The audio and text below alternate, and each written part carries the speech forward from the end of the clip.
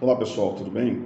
Então, dando sequência às nossas atividades da Química Analítica 2, vamos falar mais um pouquinho sobre a técnica de determinações titulométricas ou volumétricas ou titrimétricas, né? Na aula passada, né, falamos sobre a parte introdutória, os termos, os materiais utilizados, aplicações, enfim. Falamos também sobre as padronizações, as soluções padrões, né, os padrões primários. Fizemos um exemplo. Hoje vamos fazer mais um exercício de cálculo envolvendo, né, a padronização de uma solução, né, hipotética. Em seguida vamos falar sobre a escolha, né, sobre a teoria dos indicadores, do funcionamento dos indicadores numa titulometria. E, por fim, sobre a escolha dos indicadores através da construção de curva de titulação. Então é isso aí, vamos lá. Vamos lá, então vamos falar um pouquinho sobre o nosso conteúdo de hoje. Dando sequência, pessoal, ao conteúdo sobre análises volumétricas ou titulométricas ou titrimétricas, como quiser, né? A gente já falou os conceitos básicos, falamos o princípio do funcionamento e estávamos falando sobre a questão da padronização das soluções, tá?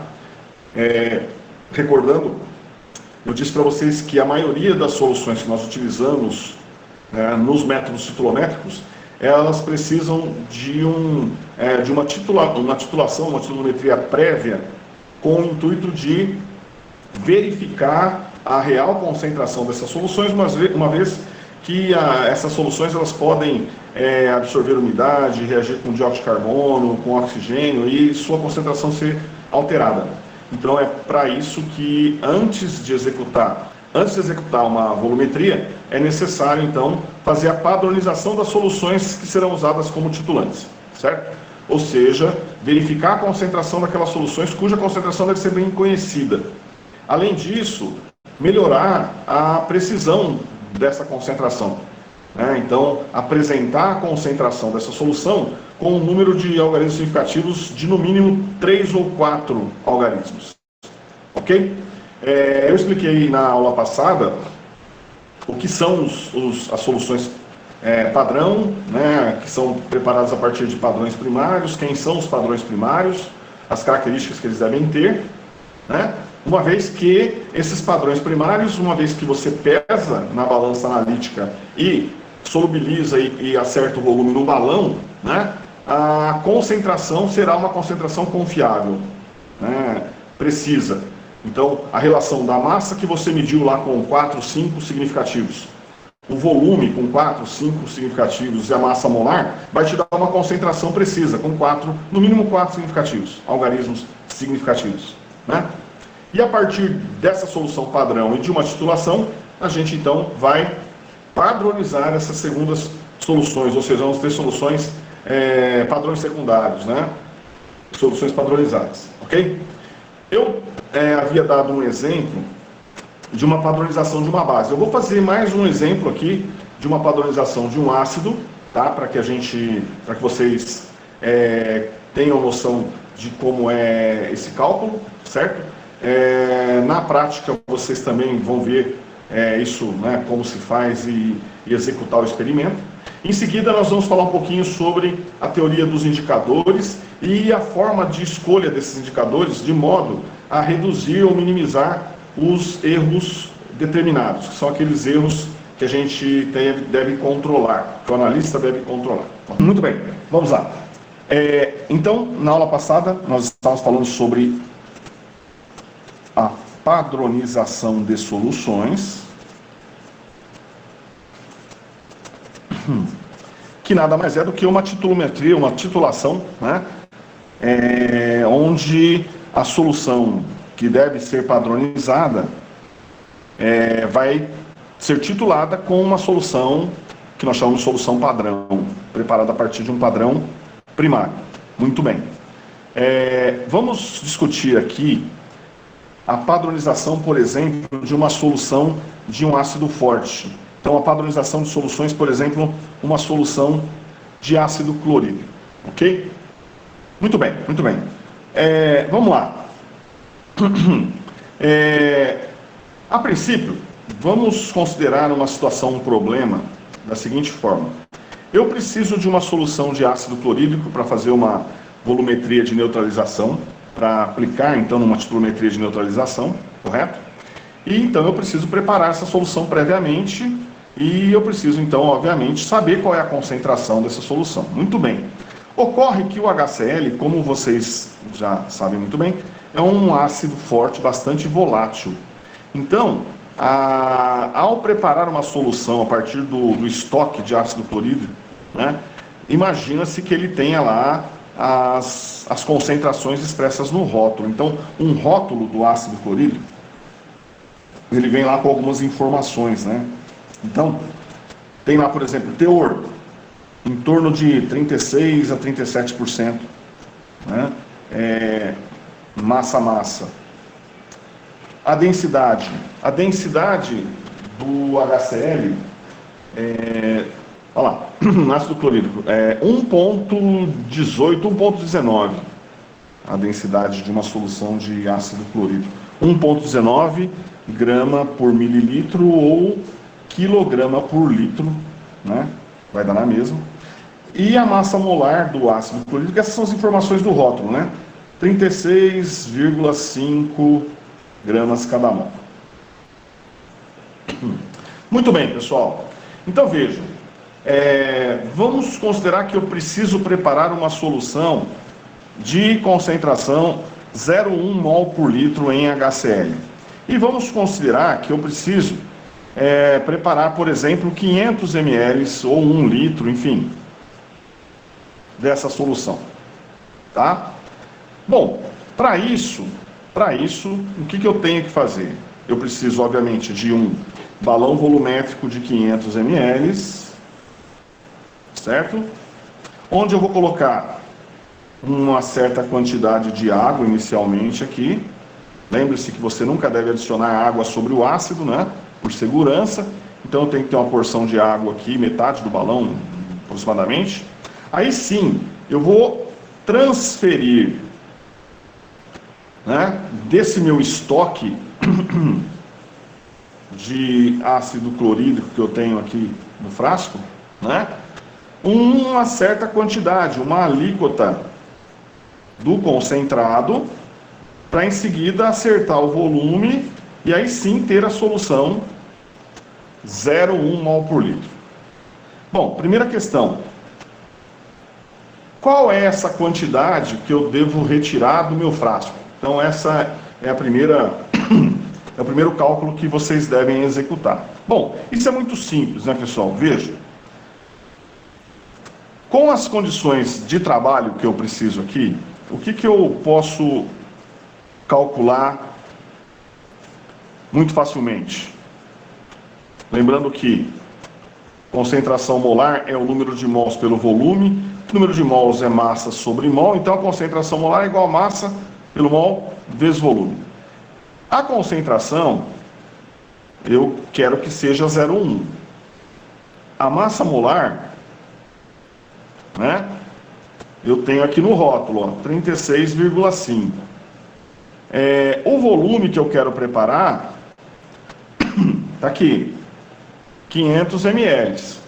Ou seja, qual é a massa que eu tenho que ter dentro do frasco para ter essa concentração e essa solução, então? Então vamos lá, 0,1 é igual a massa, eu quero calcular, o mol é 36,5, o volume 0,500 ou 0,5 mil, porque tem que ser em litros.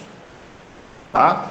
Muito bem, então, que massa eu devo pesar de ácido clorídrico? Né? Seria 3,65, né, vezes 0,5, 7,3 gramas. Ok. 7,3 gramas. Muito bem, muito bem. Acontece, pessoal, que o ácido clorídrico, como vocês sabem muito bem, ele é um gás que está dissolvido em água, é uma solução aquosa, né? E mais, ele é um líquido volátil, né? A gente tem que abrir esse frasco na capela justamente porque os vapores começam a ser eliminados assim que você tira a tampa. Muito bem. Então, não se deve pesar uma solução, não se deve pesar líquido em geral, mas principalmente os voláteis, né? De modo que essa massa aqui, ela deve ser convertida num volume, tá? Além disso, essa massa que eu acabei de calcular aqui, ela está com esse índice 1 aqui, ó. O que significa que é a massa do quê? Do soluto. E o que eu tenho aqui não é HCl puro. Aqui é uma solução, ó. Veja, qual é o teor dele? 36%. Então, o que eu vou ter que fazer? Eu vou ter que converter essa massa de soluto em massa de solução.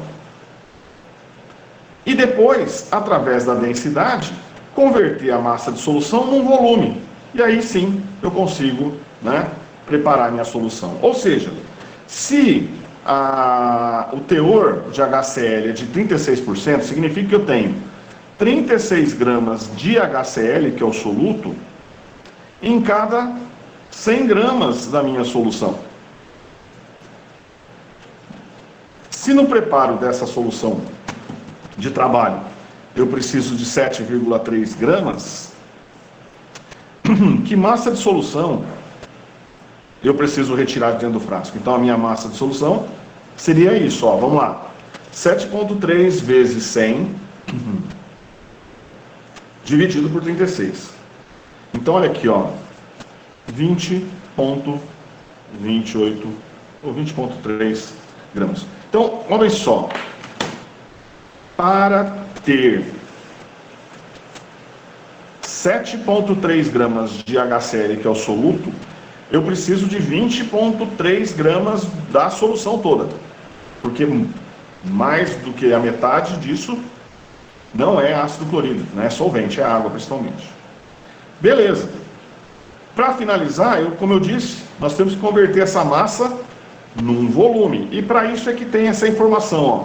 Se a densidade é 1,19 kg por litro, ou 1.190 gramas para cada 1.000 mililitros, ou então 1,19 grama por mililitro, que dá na mesma, né?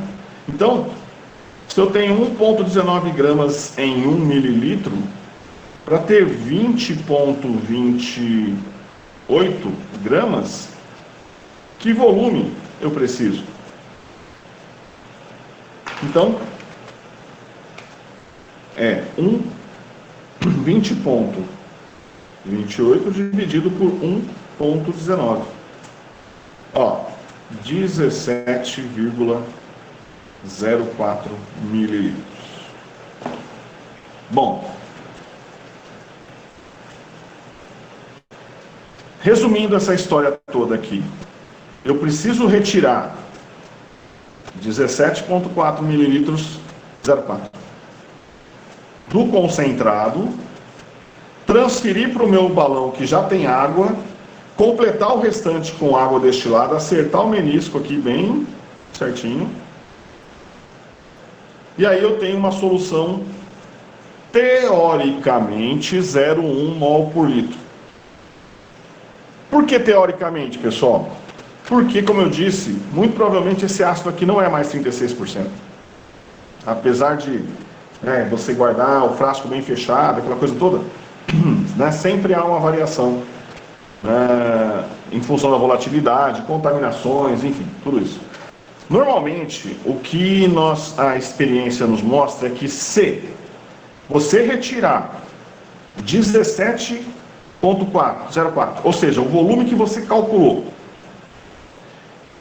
com o auxílio de uma pipeta graduada ou de uma bureta e transferir para cá, a solução tende a ter uma concentração menor do que aquela prevista, a teórica. Por isso que quando você pega o roteiro do livro, ele fala o seguinte, ó, acrescente 10% a mais no valor calculado. Para que isso? Isso é uma garantia para que a concentração que você vai obter aqui vai ser de 0,1 alguma coisa. Certo? Então, normalmente, né, quando você faz esse cálculo, o volume deu 17,04. Qual o volume que você vai pegar? Então, vezes 10 dividido por 100, ou seja, mais 17,04. Ao invés de 17, você vai medir um volume de 18,7 mililitros. É 17 mais 10%, mais 1,7. Certo? Maravilha, pessoal. Ok, você prepara essa solução, você tem a sua solução de trabalho de ácido clorídrico, né, que o seu roteiro estava recomendando. Muito bem. Como eu disse, veja, ó, a precisão desse dado é muito baixa.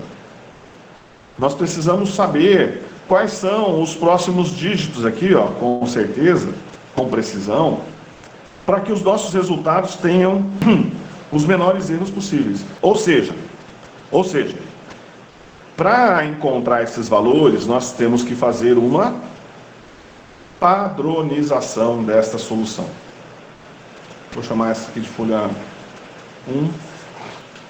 Muito bem, muito bem. A padronização, como nós vimos na aula passada, nada mais é do que uma titulação prévia.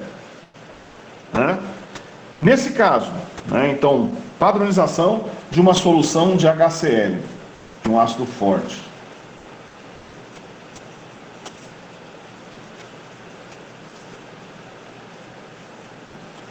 Muito bem. Para isso, pessoal, eu vou titular esse HCl com uma solução padrão.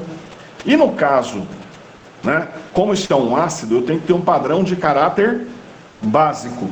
Então, quem é o padrão primário que nós vamos utilizar nessa padronização? Nós podemos utilizar o carbonato de sódio, né, que é um padrão primário, né, com caráter básico, hidrólise básica. E nós podemos usar também o tetraborato de sódio,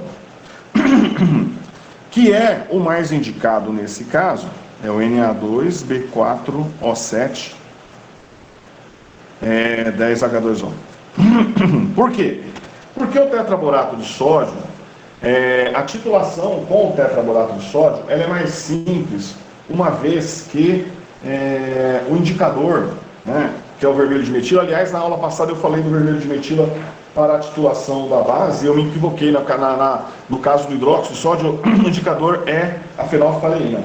Tá? O vermelho de metila é usado na padronização do ácido com o tetraborato, certo? Se a gente usar carbonato, é preciso, no meio da titulação, parar e aquecer para eliminar CO2, então é muito mais trabalhoso. O tetraborato é mais eficiente, é mais rápido. Tá? Muito bem, a questão é a seguinte, ó. O roteiro fala para você montar o experimento da seguinte forma. Você deve colocar o ácido na bureta, e aí aquela história que eu falei da mudança de cor, tá? A nitidez da mudança com essa ordem é maior. E colocar a solução do tetraborato no Erwin para ser titulado. Ok? Aí entra aquela discussão que a gente falou na aula passada. Vamos considerar que se eu tiver uma bureta de 25, os melhores resultados se dão quando os volumes estão no meio da escala aqui, ou seja, entre meio e 3/5. Tá? Então, quem decide isso? Eu quero gastar 10. É você, é o analista. Eu quero gastar 15. É você que decide. Tá? Isso é uma escolha do analista. O ideal é que esteja sempre nessa região mediana aqui da bureta, do volume médio da bureta. Então, vamos supor que eu quero, ó, isso aqui é uma, atenção, volume a ser gasto, volume a gastar. Isso aqui, ó, 15 ml, vou escolher 15, tá? Isso aqui, pessoal, é uma expectativa, não é que eu vou gastar 15, eu quero gastar 15, certo? O que eu estou fazendo aqui nesse momento? Eu estou planejando o meu experimento. E nesse planejamento, eu quero gastar 15 ml, certo? Muito bem, se eu quero gastar 15 ml e o HCl, como nós vimos na tela anterior aqui, ele é em torno de 0,1, né? Vou chamar de folha 2 aqui. Se o HCl ele é em torno de 0,1 mol por litro, e eu quero gastar 15 ml, veja, quantos mols de HCl eu vou transferir para reagir com o meu tetraborato, certo? Então vamos lá, ó. Concentração é número de mols por volume, certo? Se ele é teoricamente 0,1 e eu quero gastar 15 ml, quantos milimols eu vou transferir aqui? 1,5 milimol. É o que eu transfiro a cada abertura de torneira, onde 15 ml, né, são lançados no Erlenmeyer. Muito bem. Se eu estou lançando 15 ml de HCl, esse HCl vai reagir com quem? Com o tetraborato, com a solução de tetraborato que vai estar aqui dentro. Qual é a estequiometria da reação entre HCl e tetraborato? A reação é a seguinte, ó. 2 mols de HCl reagem com 1 mol de tetraborato mais água, formando NaCl mais 2 de NaCl mais 4 de H3BO3. Essa é a reação. Ou seja, o que é importante é isso aqui, ó. A proporção em que o HCl reage com o tetraborato é de 2 para 1. Certo? Se eu estarei transferindo 1,5 milimols de HCl, quantos milimols de tetraborato eu tenho que ter aqui dentro do Erlenmeyer? Né? Metade, ou seja, 0,75 milimols. Ou 7,5 vezes 10 a menos 4 mols, certo? Mili, aqui é porque eu andei uma vírgula para a direita, né? 7,5. Então 10 a menos 1 com 10 a menos 3, 10 a menos 4. Então, essa é a quantidade de mols de tetraborato que eu tenho que ter aqui dentro. Ó, preste atenção numa coisa, pessoal. Veja. O tetraborato, ele é um sal. No frasco dele, tem essa fórmula aqui, ó. Ele é 1:10, ele é decaidratado. Certo? Significa que quando você pesa uma massa dele lá, você tira do frasquinho lá do tetraborato, vem tudo isso. Vem Na2, B4O7, mas vem 10 de água. Ok? Na reação aqui, bom, depois que eu dissolvi isso aqui em água, aí eu tenho, além da água dele, da estrutura cristalina, a água que eu completei o volume, né? Então aí eu tenho tetraborato de sódio. Então, aqui é a estequiometria da reação. Aqui é a fórmula do sal, tá? Para não ter confusão. Muito bem. Então, ó, aqui dentro está o meu tetraborato de sódio, Na2, B4O7, 10H2O. Eu tenho duas possibilidades. Ou eu calculo, eu converto esse número de mols em gramas e peso direto aqui dentro do Erlen e já titulo, diluo, né, e já titulo. Ou eu faço o seguinte, bom, eu vou colocar nesse Erlen, por exemplo, 20 ml, certo? Mas eu não posso fazer um só, tem que fazer 3 repetições, então eu preciso de 60. Então eu vou preparar 100 ml de solução de tetraborato e depois eu pego 20 e faço as repetições. Então, o que eu tenho que decidir? Vou pesar direto, é uma possibilidade, eu peso, aí eu vou ter que ir lá na balança com 3 Erlens e pesar 3 vezes massas próximas né? Direto. Eu elimino um erro de pipetagem. Ou então, o que eu faço? Bom, se isso aqui tem que estar aqui dentro do Erlen, e aqui dentro do Erlen eu vou colocar, por exemplo, 20 ml de solução, se isso tem que estar em 20 ml, quanto que tem que ter em 100, por exemplo? Eu tenho que preparar, então, uma quantidade maior, né? Para poder fazer as repetições. Ou seja, 7,5 vezes 10 a menos 4, em 20, quanto seria em 100? Seria 7,5 exponencial menos 4, vezes 5, né? Ó, 3,75 vezes 10 a menos 3.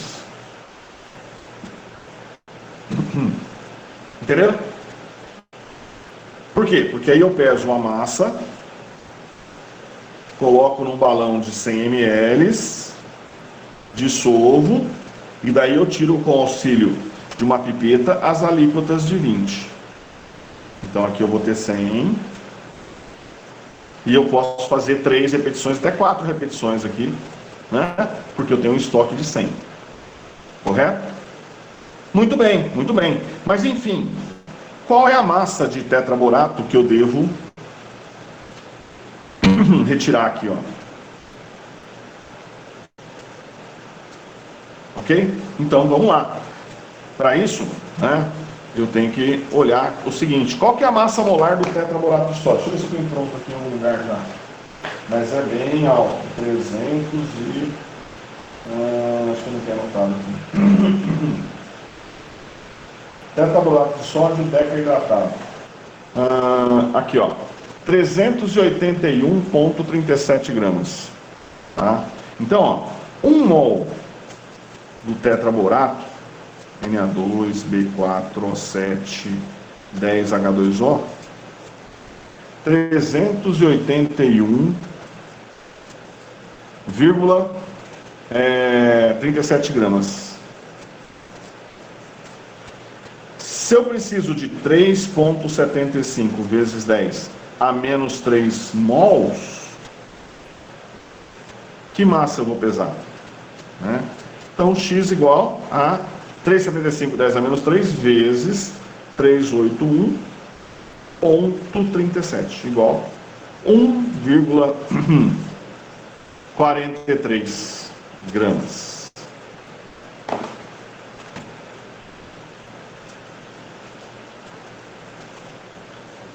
Então, ó, eu preciso pegar alguma coisa perto de 1,43 e anotar o restante aqui dos dígitos, transferir para o balão, dissolver em 100, e aí eu tiro 3 alíquotas de 20 para titular com a minha solução de HCl. Ok, pessoal? E aí, dependendo do volume que eu vou gastar aqui, eu vou achar a concentração do meu HCl. Então, vamos lá. Isso aqui é o meu, repetindo, planejamento da padronização. Beleza, beleza.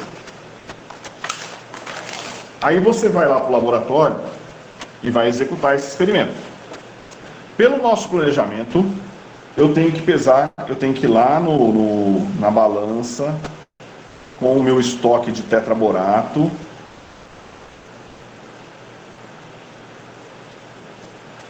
retirar uma massa. Primeiro eu vou dissolver num becker, né, com água.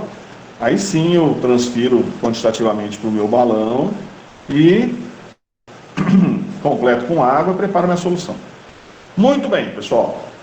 O nosso planejamento disse que a massa que eu deveria pesar é de 1,43 gramas. Aí vem aquela situação que eu falei para vocês, né?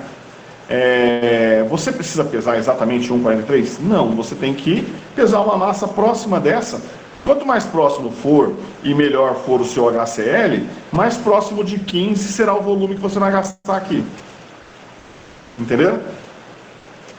Mas não precisa ser 1,43 certinho. Então vamos supor que você vai lá e começa a pesar e você encontra o seguinte, ó.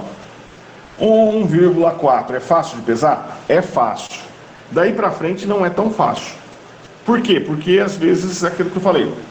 Está chegando perto do 43, você para, ou passou um pouquinho, né? Enfim, tem problema se, por exemplo, ao invés de 1,43, eu pesar, por exemplo, 1,4400. Não tem problema nenhum. Ah, mas é maior? Não tem problema. Certo? O importante é anotar com todas essas casas decimais, com todos esses algarismos significativos. Beleza? Aí você vem aqui, dissolve isso com água, tem uma solução, aí você transfere para o seu balão, completa o volume, pronto. Está preparado a sua solução padrão. Qual é a concentração dessa solução padrão? Tá? O importante é o número de mols, mas se eu quisesse calcular a concentração, é muito simples, ó. A concentração dela é 1,4400, a massa molar 381,37 e o volume 0,100 ou 0.000 mililitros. Qual é a concentração dessa solução? Ela vai ser então, vamos lá, 1,4400 dividido por 381,37 igual, dividido por 0,1 igual, aqui ó, ela seria 0,03776. Lembra, ó, se eu tiver 4 significativos aqui, né, é uma divisão, multiplicação, aqui tem 5, minha resposta tem que ter 4. Mol por litro. Essa é a concentração. Ok? Ou seja, eu tenho 0,03776 mols em cada 1000 ml. Em 100 eu teria 0,3. Que é o que está aqui dentro. Ó. Ok. Aí você retira daqui 3 alíquotas de 20 ml para 3 Erlenmeyers. Ou seja, se a concentração é 0,03776 mols em 1000 ml, em 1 litro, né? Em 20, quantos mols você tem? X. Certo? Ó, deixa eu fazer, às vezes as pessoas se confundem, porque é o seguinte, ó. Primeiro, pessoal, quantos mols de tetraborato eu tenho aqui? 1 mol de tetraborato é 381,37 gramas. 1,4400 gramas são quantos mols? X. Ou vou chamar de N. N1. Quanto que é o N1? Vamos lá. 1,4400 dividido por 381,37 igual, aqui ó, 0,00377, vou aproximar de novo, meia mols, ok? Isso aqui você vai colocar onde? Num balão contendo que volume no total? 100 mililitros. Se eu tenho 0,03776 mols do tetraborato, num balão onde o volume vai ser 100 mililitros. Aí, se eu vou ter 20 em cada Erlen, é só fazer uma regra de 3. Em 20 eu teria X, que dá então, né, o que eu calcular aqui, ó, vai ser a mesma quantidade, ou seja, 0,100 vezes 20 dividido por 100,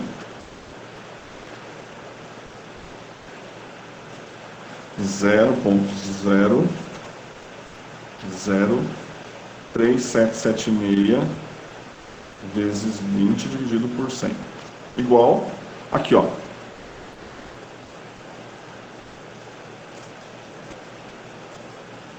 é o mesmo X, 7,552 vezes 10 a menos, olha lá, ó, 1, 2, 3, 4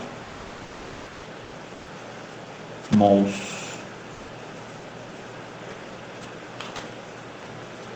É isso que eu vou ter aqui dentro. Ou então, ó, 0,7552 milimols, né? Por quê? Aqui está em mol. Se for em milimol, é 1000 vezes mais. É vezes 10 a terceira. Certo? E a gente tinha calculado que era para ser alguma coisa perto de 0,75, ó. Ou, em 20 ml, 0,75. Ou 7,5 vezes menos 4, ó. Deu 7,552 a menos 4. Né? Ou 0,7552 milimols. Né? Ok, vamos em frente. Aqui daria a mesma coisa, né? 0,7552 milimols. Ou 7,552 vezes 10 a menos 4 mols. São a mesma coisa. Muito bem, pessoal. Aí o que eu faço? Eu levo esse material aqui lá para a minha titulação, ou seja, eu tenho a bureta lá presa no suporte, e aqui na minha bureta está a solução de HCl. Aí eu coloco o meu indicador, que aqui sim é o vermelho de metila, que eu falei errado na aula passada, corrigindo, na aula passada eu falei vermelho de metila, não era fenolftaleína, aqui sim é vermelho de metila. A solução inicialmente está amarela, e eu vou parar quando ela tornar rosa, né? A vermelha é rosa. Muito bem. Vamos imaginar, pessoal, que eu estou transferindo, vou transferindo, daí a solução para amarela ficou rosa. Aí eu venho aqui e leio. Faço uma leitura aqui, ó. Certo? Qual foi o volume gasto? Vamos supor que tenha gasto aqui 17 mililitros. Ah, mas eu planejei gastar 15. Sim, isso é o planejamento. Por isso você faz o experimento, né? Se não precisasse, se fosse 15 certinho, não precisava fazer. Né? Mas é isso mesmo que acontece. Então a massa não é aquela que eu tinha planejado. Certo? O volume, né, não vai ser aquele que você tinha planejado. Pode ser menos, pode ser mais. Pessoal, pode acontecer de dar 15? Pode, mas assim, isso é uma probabilidade extremamente baixa, né? Muito difícil acontecer isso. Né? Ok. Então veja, se a quantidade de milimols que eu tenho aqui dentro era essa, 7,552 milimols, e aí eu gastei 17 ml de HCl para mudar a coloração, qual é a concentração do HCl? Bom, se eu tinha essa quantidade de tetraborato de sódio, Na2B4O7, lembrando que a proporção da reação é de 1 para 2, então, 1 mol de tetraborato reage com 2 mols de HCl. Se eu tinha 0,7552 milimol de tetraborato, eu vou ter X milimols, certo? Ou se eu quiser colocar 10 a menos 4 mols, tá? Sem problema. Que é, então, esse valor vezes 2. Ou seja, 7,552, 552, vezes 2. 1,5104 milimols do que? Agora eu converti em HCl. Assim. Ou seja, qual é a concentração do meu HCl? Vai ser 1,5104 dividido por 17, que é o volume que eu gastei aqui. Qual é a concentração? Aqui, ó, 0,08 0,885 mol por litro. Ah, mas não é 0,1, é menor. É isso mesmo. Mas aqui eu tenho 4 significativos. E é perto do 0,1? É perto, ó. Certo? Mas 0,8885 é muito mais preciso que 0,1. E eu posso trabalhar tranquilamente com essa concentração. Resumindo, pessoal, é dessa maneira que vocês vão tratar ou calcular as concentrações das soluções, uma vez que você execute o experimento de padronização. Tranquilo? Já falei que isso é importante treinar. Eu vou fazer uma listinha de exercícios com cálculos semelhantes a esses, para vocês treinarem, ok? E nos próximos dias a gente vê a possibilidade até de fazer aí mais uma avaliaçãozinha. Muito bem. Beleza, vamos em frente. Então, está aqui o procedimento de padronização, a teoria da padronização e os cálculos envolvidos. Ok, vamos para uma parte muito importante agora, que é a seguinte. Veja, no nosso experimento aqui da padronização, para saber o momento de fechar a torneira para poder fazer a leitura, é extremamente fundamental, é extremamente importante que você tenha o auxílio de uma solução auxiliar aqui, que é a solução do indicador. Nesse caso é o vermelho de metila, mas tem vários. Eu vou pegar no livro aqui uma tabelinha para vocês verem rapidinho. Ó, deixei marcado aqui, né? Aqui, ó. Vamos ver se a câmera vai conseguir focar. Mas aqui, pessoal, veja, é uma tabela, com uma série de indicadores. Aqui são só indicadores de neutralização, só ácido base. Lembrando que existem outros indicadores para outros tipos de equilíbrios de situação, tá?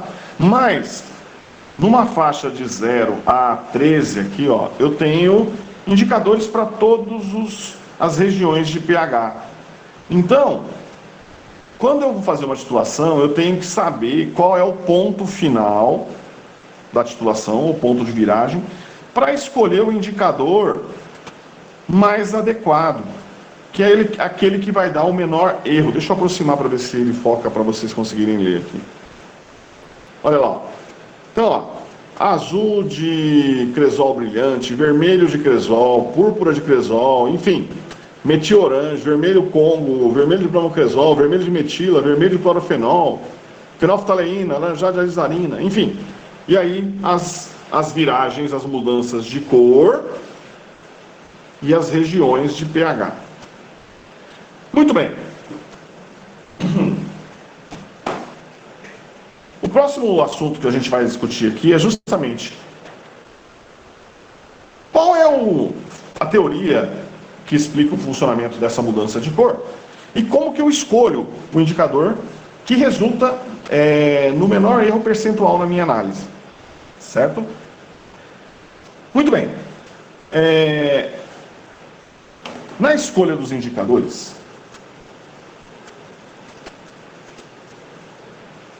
para uma situação, você deve sempre observar aqueles cuja a mudança de cor, a gente chama de viragem, ocorre no pH mais próximo ao chamado ponto final experimental da titulação, ou também chamado de ponto de viragem.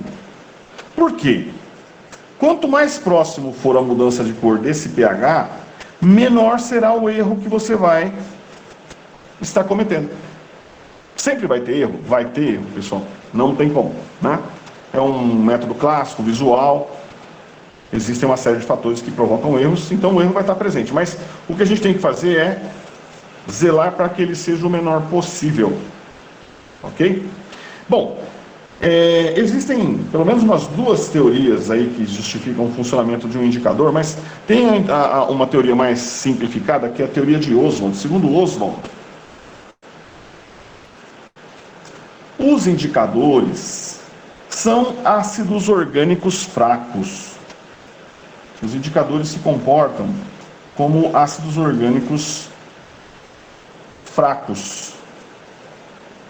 E como tal, eles formam equilíbrios do tipo HA, H+, A-, quando eles se ionizam. Né? Essa aqui é a representação de um equilíbrio de um ácido qualquer. Para a gente especificar, para o indicador, vamos fazer o seguinte, ó. Vamos representar assim, HIND ionizando, formando H+, mais IND-. E aí, é o seguinte, quando a concentração de uma espécie é maior que a da outra, como eu estou representando aqui a setinha maior para a esquerda, por ser um ácido fraco, prevalece a cor dessa espécie. Quando eu tenho a outra espécie prevalecendo, se o equilíbrio deslocar para a direita, vai prevalecer a cor desse. Então, a viragem se dá justamente pelo fato de eu ter ou o ácido ou o ânion derivado desse ácido, certo? Uma vez que esse ácido vai reagir, por exemplo, com uma base e liberar esse IND- aqui. Então, a ideia é a seguinte, se o HIND tem uma cor A e o IND- tem uma cor B, a cor A prevalece se a concentração do HIND for 10 vezes maior que a concentração do IND-. Já, vice-versa, a cor B vai prevalecer se a concentração de IND- for 10 vezes maior que a concentração de HIND. Então vejam, ó, por exemplo, se eu tenho aqui, né, uma solução de tetraborato de sódio.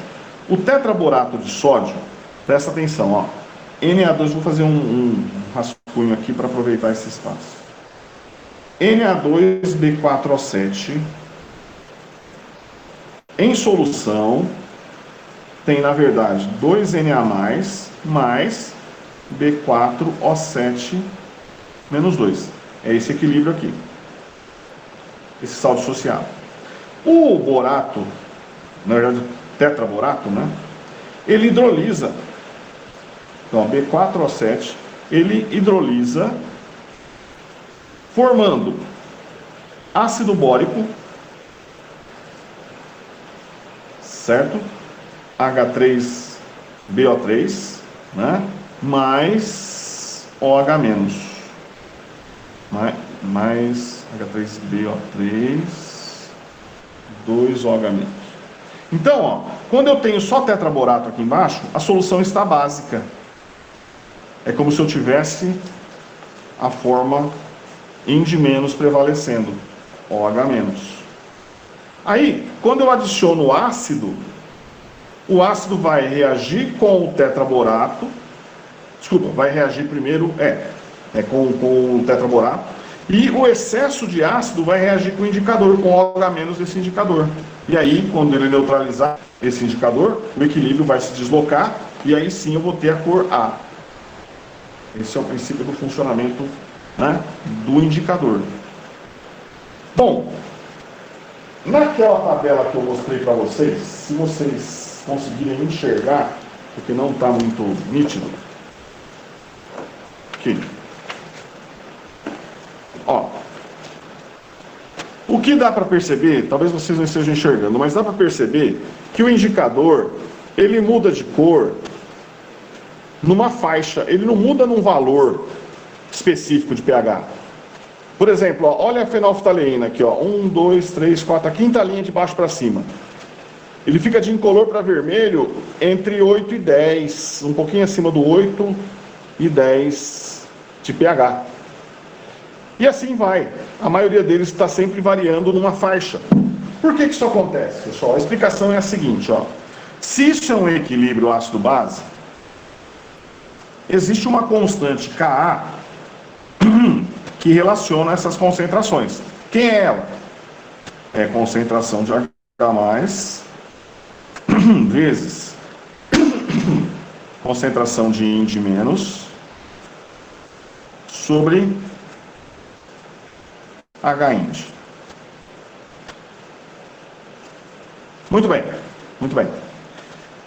Bom, o que eu vi ali naquela tabela é valor de pH, né? Então vamos fazer o seguinte, vamos isolar H+ aqui, vamos achar uma relação de pH aqui. Como é que seria? Passa tudo para o outro lado e deixa o H+ isolado. Então, H+ seria igual a quem? Seria igual a Ka, certo? Que multiplica. Passa isso para cá, passa multiplicando. H-Ind sobre Ind menos 1.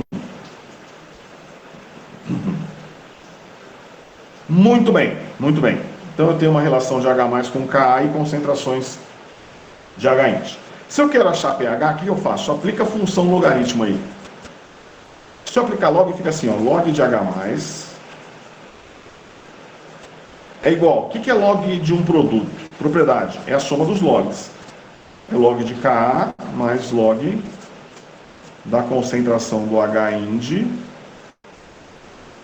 sobre o Ind-. Vou passar para cá. Muito bem. Mas eu quero pH. pH é menos log. Vamos multiplicar isso aqui tudo por menos 1. Então, menos log de H+ é igual a menos log de Ka, certo? Aí, para manter o mais aqui, vou usar a propriedade, né? Vou inverter o quociente aqui. Ind- sobre H-Ind. Ou seja, pessoal, isso aqui é pH, é a relação. É igual pKa mais log da relação Ind menos H-Ind. É a fórmula de Henderson, né? Bom, significa que o pH é igual ao pKa, né? Todo ácido tem um Ka, aqui um Ka. O pH é igual ao pKa mais, né, a relação das concentrações. Como eu disse para vocês, para que a cor A prevaleça, a concentração desse tem que ser 10 vezes maior que desse. Para a cor B prevalecer, a concentração de Ind- tem que ser 10 vezes a concentração de H-Ind. Ou seja, pessoal, para que as cores prevaleçam, eu tenho que ter o seguinte, ó. A concentração de um tem que ser 10 vezes maior que a concentração de outro. Ou, assim, ó.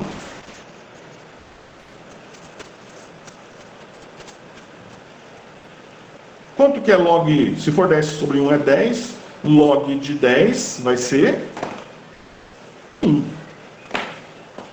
E aqui é 10 a menos 1, log de 10 a menos 1 é menos 1.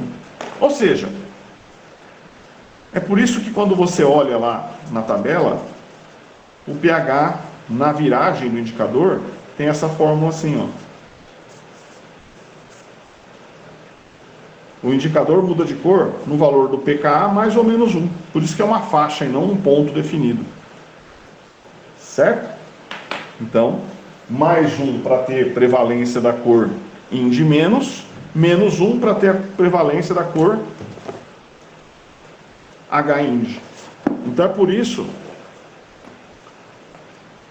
que, vamos lá, deixa eu aproximar aqui, que nós temos faixa de mudança de cor da ordem de 2.